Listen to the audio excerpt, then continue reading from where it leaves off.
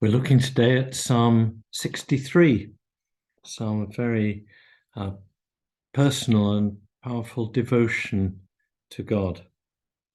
We're told in the opening line, which is, as I've said before with Psalms, it's in the original Hebrew script. It's in some Bible translations in tiny little letters at the top. In some Bible translations, it's missing altogether, which is wrong, because it's there in the Hebrew. It should appear there in the English.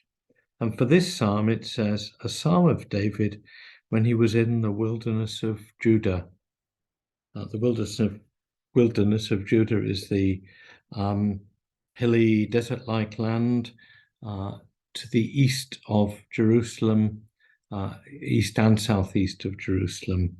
The hilly, desert-like land, which is bounded on the one side by the mountain range, which is Jerusalem, and on the other side by the River Jordan and the Dead Sea. Now, why is David in the wilderness of Judah? Well, there were two times in his life when he was to be found there. One was when he was on the run from King Saul.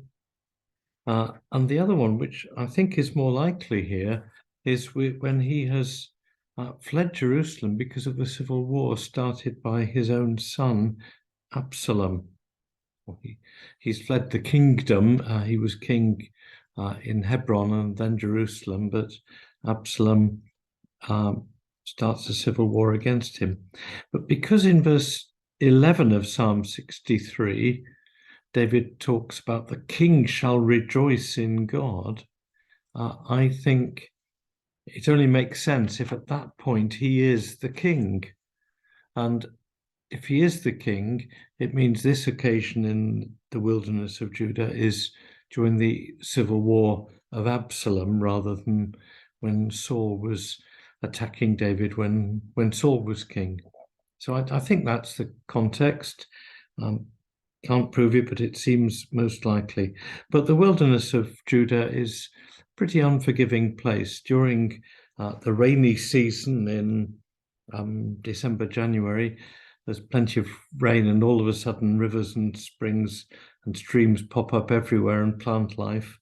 But from April onwards, it's just hot and dry in that wilderness. It becomes a desert for much of the year. So he's out there away from civilization and in danger. And what's going on? There are three clear sections of the psalm. In verses 1 to 4, he seeks God.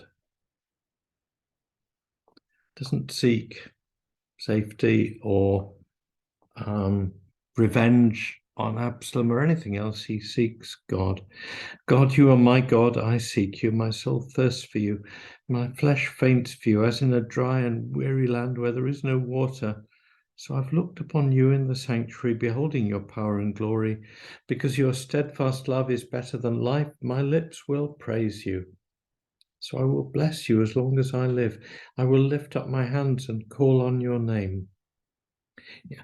I have looked on you in the sanctuary. I know your steadfast love. That is the most important thing. It's better than life. Very similar to words of St. Paul when he talks about counting everything as dung for the sake of knowing Christ. Your love is better than life. I'd rather be in danger in the desert with your love surrounding me than in a comfortable palace without your love.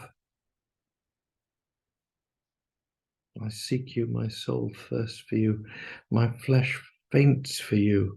And even the dry, dusty land he was in, the dry and weary land, he calls it, where there is no water, is a reminder to him. It speaks to him. It says, this land is dry, it's parched, this land is thirsty.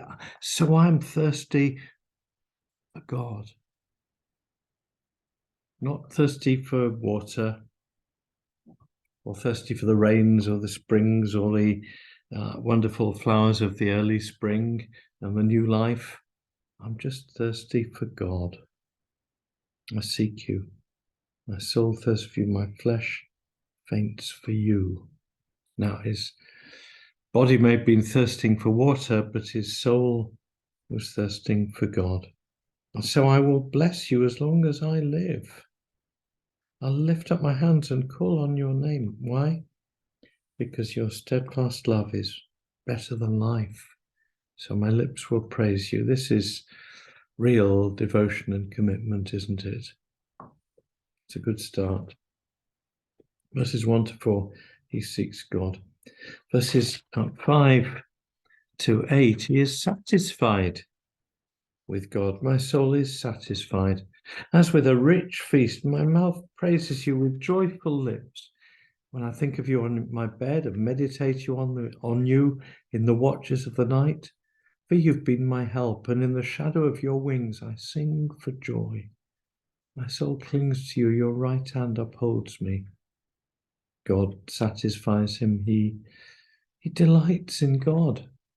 When he thinks of him on his bed, even though he's camped out in the desert in great danger, eating desert food, and there's not much of it, but my soul is satisfied as with a rich feast.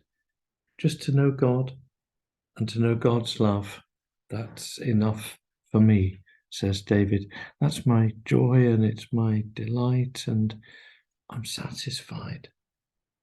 I'm not desperate for my kingdom back. I'm not desperate for my comfortable surroundings. I'm not desperate for good food and wine and servants and love of friends and family. I'm just delighted in the presence of my God.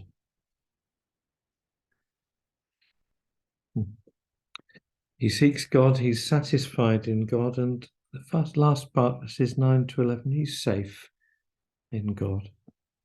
Those who seek to destroy my life shall go down into the depths of the earth. They shall be given over to the power of the sword. They shall be prey for jackals, but the king shall rejoice in God. All who swear by him shall exult, for the mouths of liars will be stopped. He knows, he trusts God for the right outcome. He desperately doesn't want Absalom to be killed in battle. In fact, he's told Joab, the leader of his army, and he's told his soldiers not to kill Absalom, though Joab later does that. But he knows ultimately that those who seek to destroy him, God's anointed king, will suffer the fate that's inevitable for them. But the king, that is I, David, will rejoice in God. All who swear by him shall exult. The mouths of liars will be stopped. Absalom, with his lies that he was the legitimate king and David wasn't, those lies will be stopped. David, of course, was desperately sad and mourned and grieved at the death of his son Absalom at the end of this civil war. But he rejoices in God, whatever's going on, even though he's in danger and there are those who seek to destroy his life, still he rejoices in God because he knows that God will prevail, and he knows that good and right will prevail, and he knows that justice will prevail. So he knows ultimately that he is safe. He seeks God, he's satisfied with God, and he's safe in God. And what more could you want? Amen.